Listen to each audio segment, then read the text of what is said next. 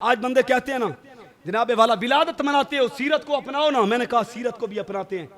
कहता है हदीस की किताबें भरी पड़ी हैं। मैंने कहा अगर पैगंबर की सीरत को देखना है ना तो सिर्फ पैगंबर की अपनी जिंदगी से नहीं बल्कि फिर खुलफाए राशिदीन के किरदार को भी देखना पड़ेगा। जो काम पैगंबर ने किया फिर सहाबा ने किया इससे सुन्नत कहेंगे, लेकिन पैगंबर ने किया सहाबा ने नहीं किया उसको छोड़ना जरूरी है। लेकिन पैगंबर ने नहीं किया सहाबा ने किया है, इसको करना भी सुन्नत है।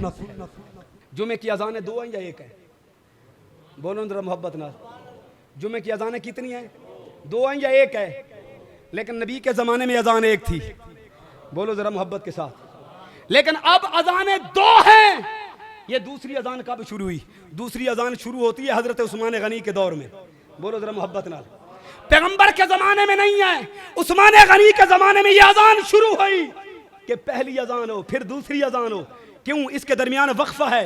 क्यों डाला गया? इसलिए कि जब पहली अजान होगी लोगों को, मुसलमानों को पता चलेगा अब खुतबा जुमा का वक्त शुरू हुआ चाहता है, अहले ईमान आएंगे।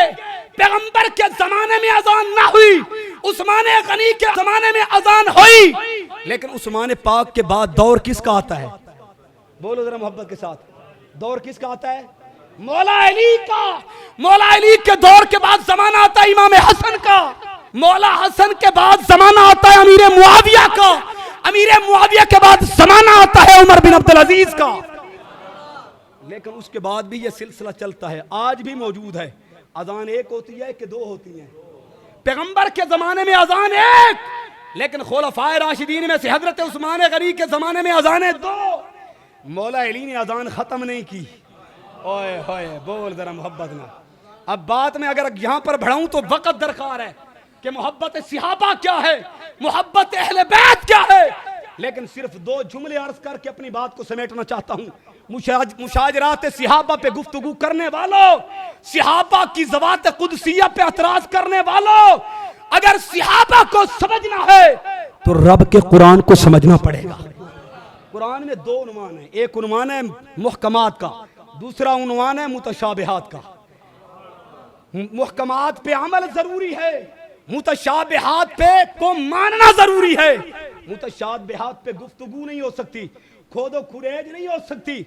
इसी तरह बताया गया पैगंबर ने यह दर्स दिया है अबू बकर को मानना जरूरी है, उमर को मानना जरूरी है, उस्मान की मानना जरूरी है, मेरे अली की मानना जरूरी है।